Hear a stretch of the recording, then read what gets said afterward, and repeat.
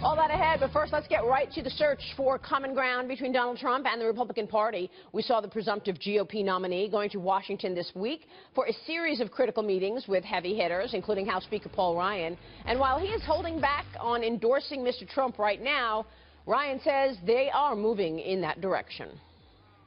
It is no secret that Donald Trump and I have had some disagreements. It's no secret that we've from time to time clashed on an issue or two. That happens with people. That happens with Republicans. The question is, can we put together a process that really actually helps get our party unified so that we're at full strength in the fall? And based upon the meetings that we had on Thursday, I'm encouraged.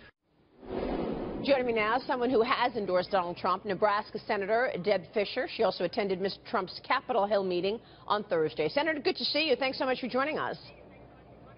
Thank you. It's great to be here. Can you take us behind those closed doors last week into that meeting? What are the sticking points and the main issues that the two so far have not been able to come together on?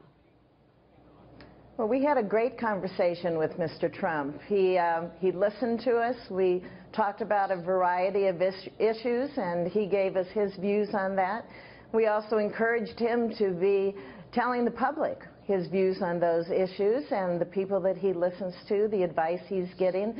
And I think when he starts doing that a little more, you're going to see people more comfortable and willing to understand that Mr. Trump is out there. He's working hard. He obviously has touched a chord across this country, and he'll be discussing the issues. Let me ask you about a couple of those issues, and of course, one of the most important from an economic standpoint is trade. Trade has been one of the issues top of mind for Donald Trump, as has immigration, which of course is one of the fundamental issues for any economy. Where was the conversation on trade in terms of Donald Trump's stance that the U.S. is always at a disadvantage in some of these trade deals, and Paul Ryan, of course, would like to see more free trade? Well, exactly. The people in the room with me, we are supporters of trade, but we also want to make sure that we have fair trade, that we have free trade, and Mr. Trump focuses on making that good deal. He has said that publicly, and again, I know that he will be coming out and reinforcing that the United States needs to be the beneficiary in a large way of any trade agreement. That's what people demand. They understand the importance of exports. I'm in agriculture. I'm a cattle rancher. I certainly understand the importance of exports to my business and to my state. But I also want to make sure that we have fair trade and that we're able to get good deals that help the producers but help the workers of this country too. So the question is, will the two be able to come to an agreement on that? Paul Ryan, I understand where you're coming from, but what about where Paul Ryan is coming from? Well, you'd have to ask Paul Ryan on that. But I think the more we have these conversations with Mr. Trump, the better understanding we're going to have. You know, you have to remember, he has not gone through a campaign before. He's getting hit with a lot of new issues. Everyone has a different issue. I can tell you, when I travel Nebraska, I hear different issues in every community, and I think Mr. Trump is experiencing that. But I do know that he listens well. He listened very well at this meeting that we had. And I know that he will take advice when people offer advice to him. Yeah, I think you make great points. And one point that I've been making pretty often is that this is not about one personality. This is not about Paul Ryan versus Donald Trump. This is about the principles of the Republican Party. So let me ask you about another principle, and that is minimum wage. Donald Trump has talked about minimum wage going up and allowing the states to deal with it. Was there common ground on minimum wage and on taxes in that room? Well, I'm not going to talk about specifics, but I know that all of us agree that taxes are too high. We're looking for ways that we can help working Americans who are concerned about their families, trying to have economic security for their families. They want to keep the money they earn. When we look at minimum wage, once again, Nebraska is a great example of working at the state level to address that. Every state is different. There's so much diversity across this country. I don't support a federal minimum wage. I think it has to be handled at the state level. We did that here in Nebraska with I guess, a more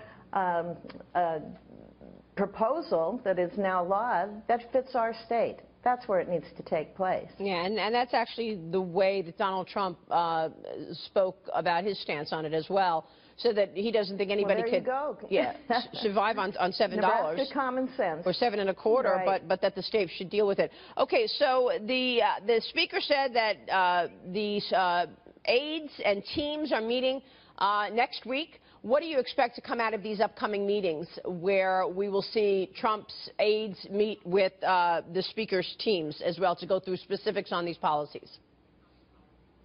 Well, I think it really is just becoming more comfortable with each other. I hadn't met Donald Trump before. I was able to meet him last Thursday. I was able to have a long conversation with him and develop an understanding. And as I said, he listens. And I smile when I say that, because I would tell you most people would say, oh, there's no way that he listens. No, folks, he listens. And he is reaching out. And that's what's important here, that we continue the dialogue.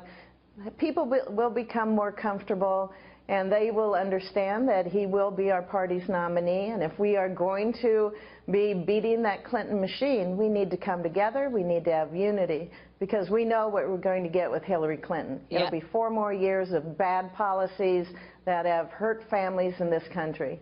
And we cannot survive another 4 years of that. Yeah, speak about taxes, actually. Hillary Clinton has talked about raising $1.1 trillion in taxes. Let me go back to the meeting for a moment. Can you talk to us about where the common ground was? Well, I think there's common ground in understanding that we can't have Hillary Clinton as president.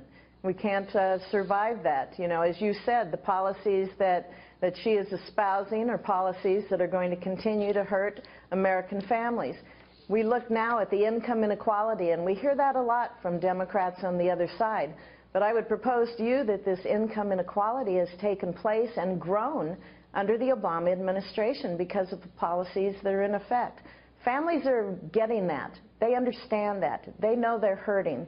They want to be able to provide for their families. And under the Obama administration, with Obamacare, but the continuation we're going to see under Hillary Clinton, that's going to continue.